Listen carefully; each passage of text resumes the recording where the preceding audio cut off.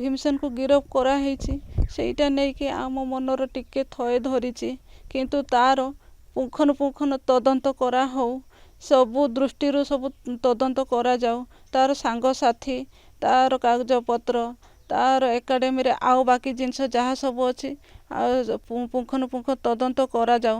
ତାଙ୍କର ପରିବାରମାନଙ୍କୁ ବି ତଦନ୍ତ ପରିସରଭୁକ୍ତକୁ ନିଆଯାଉ, ଆଉ ତାଙ୍କର ସାଙ୍ଗସାଥିମାନଙ୍କୁ ବି ତଦନ୍ତ ପରିସରଭୁକ୍ତକୁ ନିଆଯାଉ।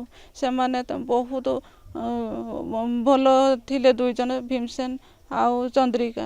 ନବୋଦୟରୁ ଯେହେତୁ ତାଙ୍କର କ୍ଲାସମେଟ୍ ସେମାନେ ଦୁଇଜଣ ଥିଲେ, ସେଇଠୁ ଭଲ ପାଇବା ତାଙ୍କର ଷ୍ଟାର୍ଟ ହେଇଛି, ଆଉ ବାହାଘର ପର୍ଯ୍ୟନ୍ତ ବି କଥା ଯାଇଥିଲା।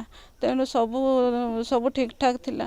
ସେ ଅଚାନକ ସ୍ୱାତି ଯେଉଁ ଏଣ୍ଟ୍ରି କଲା ପରଠୁ ଏସବୁ ଖରାପ ହେଇ ହେଇ ହେଇ ଧୀରେ ଧୀରେ ଚାଲିଲା। ତା ଚନ୍ଦ୍ରିକା ଉପରେ ଟର୍ଚର କଲେ। ସେଇ ଜିନିଷକୁ ନେଇକି ପୁଙ୍ଖାନୁପୁଙ୍ଖ ତଦନ୍ତ କରାହଉ। ମାନେ ମୁଁ ଭାବି ବି ପାରୁନି ଯେ ପିଲାଟା ପାଇଁ ଆମ ଝିଅ ଏତେ ସବୁ ପରିଶ୍ରମ କରିଛି, ରାତି ରାତି ଅନିଦ୍ରା ହେଇକି ତାକୁ ପାଠ ପଢ଼େଇଛି, ତାକୁ ଚାକିରି କରେଇଲା, ଏଭଳିଆ ତାକୁ ମାନେ ତା ପ୍ରତି ଏତେ କ୍ରୂର ହେଇପାରେ କେମିତି, ମୁଁ ଭାବି ବି ପାରୁନି। ସେ ସ୍ୱାତି ଏଣ୍ଟ୍ରି ହେଲା ପରେ ଏମିତି ସେ ବଦଳିଗଲା। ଆକୁ ଏତେ ମାନସିକ ଶାରୀରିକ ନିର୍ଯାତନା ଦେଲା।